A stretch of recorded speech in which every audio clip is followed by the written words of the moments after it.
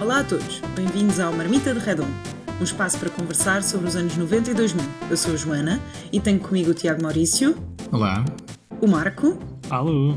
E o Tiago Carreira. Olá. E hoje vamos falar de filmes da Disney.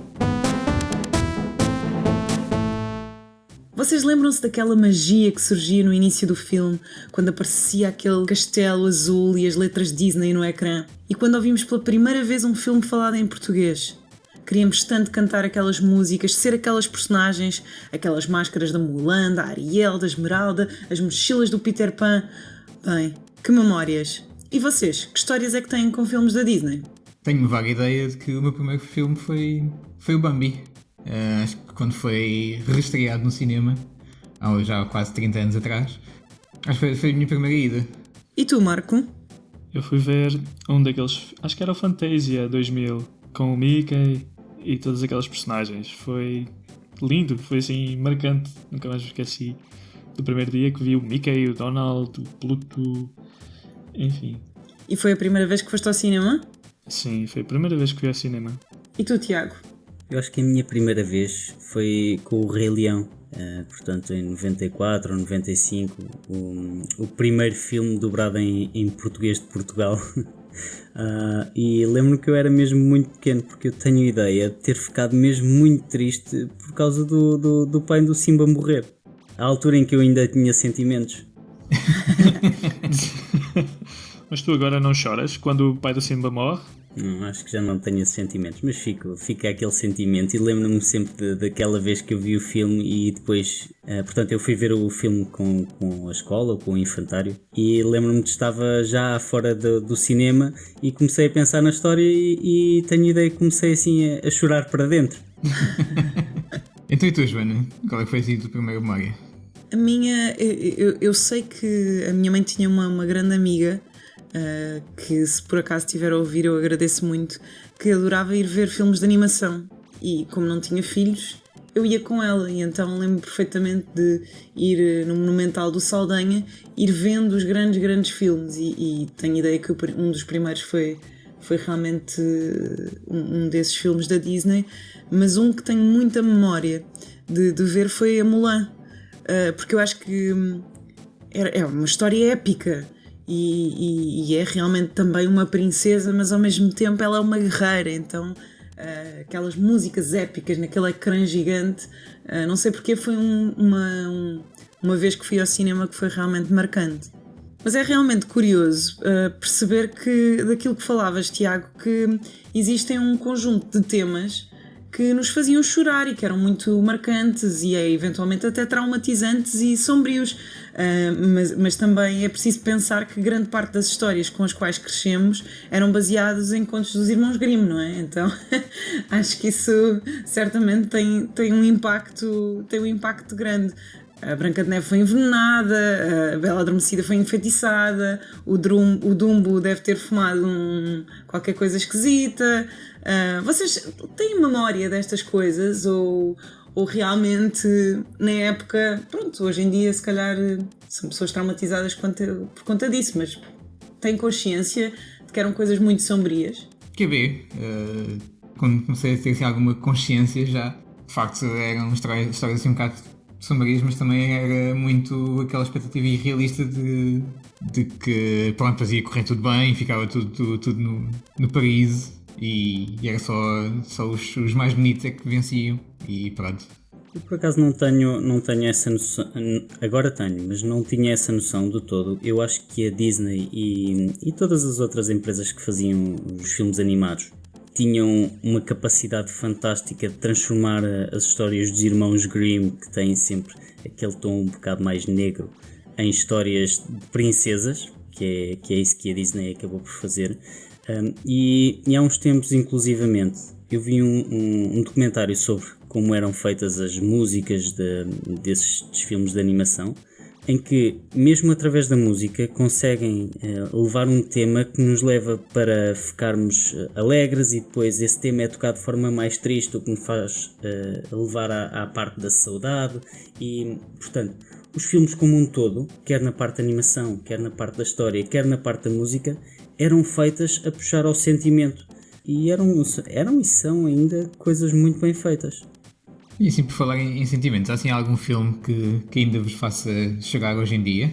Eu acho que há um filme específico, não o filme em si, mas a introdução do filme, que não é diretamente da Disney, mas que é da Pixar, que é o Up. Se vocês virem a introdução do Up, que são uns 5 minutos de uma história animada dentro do próprio filme animado, e só esse pequeno filme é um filme que traz um sentimento espetacular. Eu nunca vi uma coisa tão condensada e tão bem feita. Eu não sei se vocês sabem qual é a introdução, mas assim muito rapidamente fala da história de um casal que se conheceu quando era criança, se apaixonou e não sei o quê, e quando são velhos a senhora morre, e há ali uma intensidade de sentimentos épica. Percebo. Eu confesso que soltei uma pequena lágrima no último Toy Story, quando há aquele conflito do Woody entre o grupo e a miúda. Que foi ali uma situação muito, muito tensa. Do Toy Story não me lembro, mas, por exemplo, do Up. Há um peso muito grande dos símbolos que vão aparecendo ao longo dessa pequena introdução. São 5 minutos muito bonitos, porque tocam muito naquilo que fica das relações que nós temos com qualquer pessoa. Nisso os filmes da Disney são muito bons em trazer, a puxar o sentimento de situações muito corriqueiras do dia-a-dia. Por isso é que eles puxam, por exemplo, tanto pelo tema da perda, porque é tão marcante e tão comum a todas as pessoas, e por isso é que nos identificamos tanto com esses temas. Apesar de serem pesados, acabam por ser tão comuns que os filmes acabam por ter muito sucesso. E, por exemplo, no Up, aqueles símbolos que ficam das relações, que eu estava a falar há pouco, que é, por exemplo, o balão que ele carrega e vai até ao fim da vida dele a ficar a vender balões, que foi um dos símbolos que ele usou quando se apaixonou pela mulher dele, o balão. Ou o pequeno... era uma carica que ele tinha, que foi ela que lhe deu uma carica de uma garrafa que ele usava ao peito. Ele usava para todo lado. Era uma das coisas que ele guardou antes de vir na viagem dele, foram os balões e aquela carica, que enfim, era tudo o que ele achava mais importante, que lembrava a mulher. Enfim, esses símbolos são muito pesados e têm muita emoção e são facilmente relacionáveis com qualquer um de nós. Eu para mim, acho que ao ouvir-te falar, voltamos sempre também um bocadinho à música, porque eu acho que depois a música aqui tem um efeito brutal. E a mim um daqueles filmes que me continua a marcar muito é o filme do Pinóquio, aquela música When You Wish Upon a Star, que ainda hoje, enquanto adulto, quando ouço a música When You Wish Upon a Star, parece que magicamente alguma coisa vai ficar melhor. É muito triste, mas alguma coisa vai ficar melhor. E eu acho que essa esperança que a Disney também trazia de que os bons algum dia iriam vencer os vilões e que quem faz as coisas certas algum dia terá uma recompensa. E acho que é engraçado essa moral que inicialmente nos Irmãos Grimm estava revestida de envenenamentos e coisas muito tristes, mas que depois, quando vemos, por exemplo, no Aladino, vemos as diferenças sociais e a diferença e a importância que a verdade tem, claro que ainda misturada com a magia e o gênio e todo aquele shabang bang, mas que é muito bonito perceber que a verdade traz o Aladino à sua princesa, e isso para mim é muito marcante. Mas, por exemplo, um filme que me marca muito é o Corcunda de Notre Dame, porque à época falava de um tema que eu acho que não se falava muito, que era a deficiência, os ciganos e, portanto, aqueles que ficam à margem da sociedade. E, portanto, ainda hoje, quando ouço aquela música do Outcast, para mim é uma música que me marca muito quando ouço. Tu falaste aí num tema que agora vou divergir um pouco, mas antigamente as músicas eram dobradas em português do Brasil. As músicas e todo o filme. E todo o filme, exatamente. Mas principalmente as músicas ficaram-nos com a versão português do Brasil. Nenhum de nós, 4, consegue cantar A Pequena Sereia com a versão português de Portugal, que entretanto foi feita. Portanto, todos nós temos o presente Beija moça. O peixe vai para o prato. Exatamente. E E portanto temos essa parte da história em que não só os filmes da Disney, mas toda a animação que nós consumíamos na televisão era dobrada em português do Brasil, e depois finalmente em 94 ou 95 tivemos o primeiro filme dobrado em português de Portugal, que foi o Rei Leão, e a partir daí já podemos ter versões no nosso português de Portugal dos filmes todos, se eu não estou em erro. Sim, a partir daí penso que já ficou tudo. Eu lembro-me do Toy Story, por exemplo, em português e por aí fora. Pocahontas também, depois ficou em português, a Mulan. Sim. Vocês querem dizer qual é a vossa lista de filmes da Disney da vossa infância? Disney ou incluindo as subsidiárias? Diz o que o teu coração disser que é Disney. Claramente o Rei Leão foi um deles, não é? Toy Story definitivamente também está na lista. E os 101 Dálmatas também é um filme que também ficou assim marcado. E para vocês? Para mim foi talvez o Rei Leão, aquele filme que eu vi mais vezes, mas talvez a Mulan, o Rei Leão, o Aladdin. Eu cantava muitas vezes depois as músicas que eles tinham nos filmes. Eu adorava as músicas, e eu acho que um pouco dos nossos princípios que nós usamos hoje em dia vieram dos filmes da Disney, porque, enfim, as crianças ficavam super fascinadas com o papel dos heróis. Eu acho que os filmes que marcaram mais foi o Rei Leão, mas depois tenho outros filmes como A Pequena Sereia ou a Mulan, que eu lembro-me não tanto do filme, mas mais pela banda sonora.